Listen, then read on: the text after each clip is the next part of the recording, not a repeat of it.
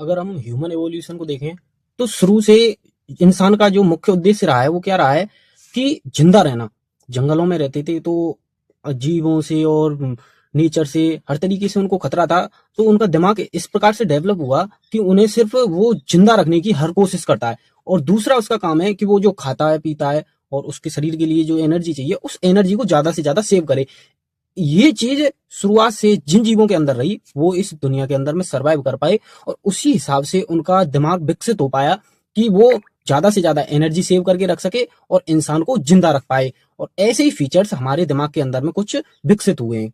अब हमारा दिमाग 3 स्टेज में काम करता है। एक होता है आईक्यू, और दूसरा होता है क्रिएटिव इंटेलिजेंस, और तीसरा होता है एग्जीक्यूटिव इंटेलिजेंस।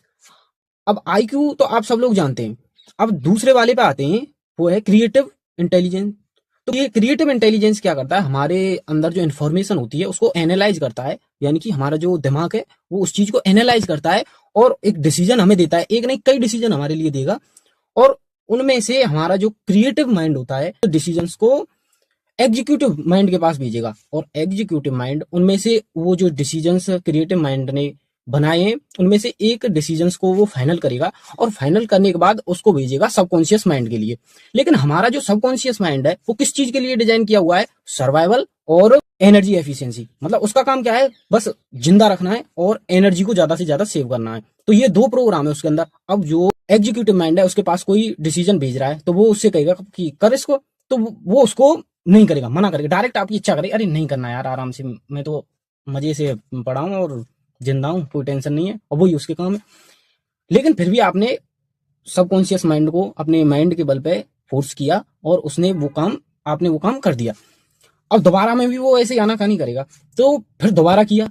तो जो हम उसको रिपीट रिपीट एग्जीक्यूट कर रहे हैं, उसको बार बार एग्जीक्यूट करे जा रहे हैं किसी काम को, तो हमारा जो सबकॉन्शियस माइंड है वो इस चीज को भी फिर जैसे सर्वाइवल और एनर्जी एफिशिएंसी को प्रायोरिटी करता है वैसे ही उस काम को भी प्रायोरिटी करने लग जाएगा जिसे आप बार बार रिपीट कर रहे हैं। फिर आप देखेंगे कि कोई जो काम आप बार बार कर रहे हैं, जिसको बार बार एग्जीक्यूट किया है आपने, उसके बारे में आपको बार बार ज्यादा दिमाग लगाने की जरूरत नहीं होती। ऑटोमेटिकली उसके लिए आपके अंदर से थॉट्स आने लगते हैं, डिसीजंस आने लगते हैं। उसका कारण ये होता है कि हमारे अंदर जो सबकॉन्शियस माइंड है, हमने रिपीट कर करके उस काम को बार बार, उस सबकॉन्शियस माइंड को ये बात समझा दी है कि सर्वाइवल और एनर्जी एफिशिएंसी के बाद ये काम भी हमारे लिए उतना ही जरूरी है। तो सबकॉन्शियस माइंड उस चीज को भी प्रायोरिटी देने लग जाता है और आप उस चीज में मास्टरी हासिल कर लेते हैं। धन्यवाद।